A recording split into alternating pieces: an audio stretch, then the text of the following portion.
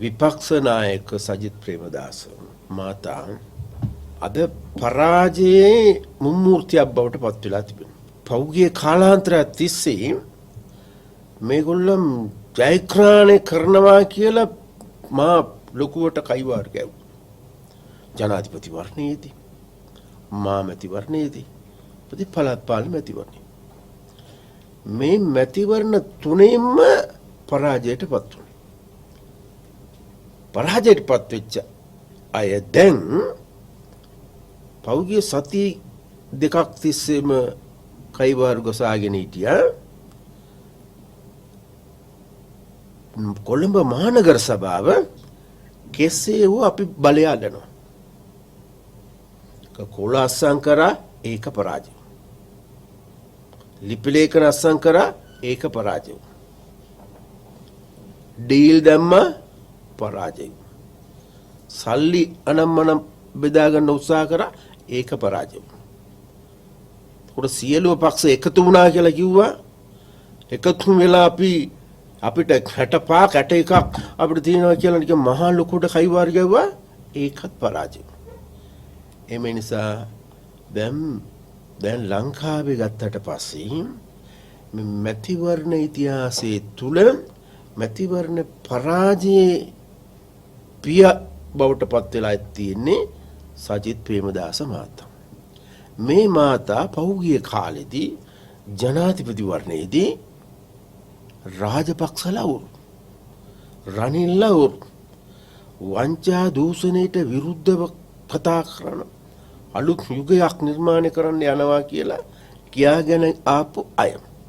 ඒ පමණක් නෙවෙයි ජාතික ජන බලවේගයට විරුද්ධව දැවන්ත තමන්ගේ පැත්තෙන් දැවන්ත මඩ ව්‍යාපාර නිකුත් කරා.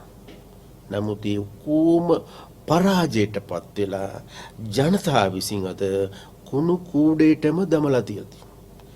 ඒ නිසා කුඩු කූණේට වැටිච්ච මේ විරුද්ධ පක්ෂ නායකයන් අද වෙනකොට ඒ විරුද්ධ පක්ෂයේ ඉන්න පාක්ෂිකයන්ම කියනවා පෞගේ කාලාන්තරයක් තිස්සේම රනිල්ගෙන් බලය ගත්තා දිනන්න පුළුවන් කියලා හිතුවා. ඒකෙත් පරාජයයි. අනිත් පැත්තෙන් පක්ෂ නායකකම ගත්තා. ඒකෙත් පිළිවෙලකට වැඩ කරගන්න බැරි වුණා. ඒකත් පරාජයයි. පාර්ලිමේන්තුව තුල ඇසිරෙන්න නැත්නම් පාර්ලිමේන්තුවේ ඉන්න മന്ത്രിවරු තමන්ගේ යටතට එක පිළකට ගේන්න පුළුවන් නායකත්වය සපයන්න පුළුවන් කෙනෙක් බවට පත් වෙන්න බැරි වෙලා තිබෙනවා. ඒ වගේම පළස් පාලන මැතිවරණයේදී පරාජයයි.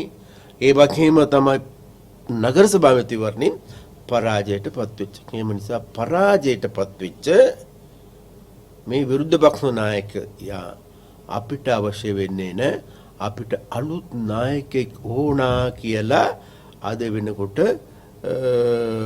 සජිත්ගේ පිළිෙම්ම අඬවල් නැගෙන එක අපිට පේන්න තියෙනවා.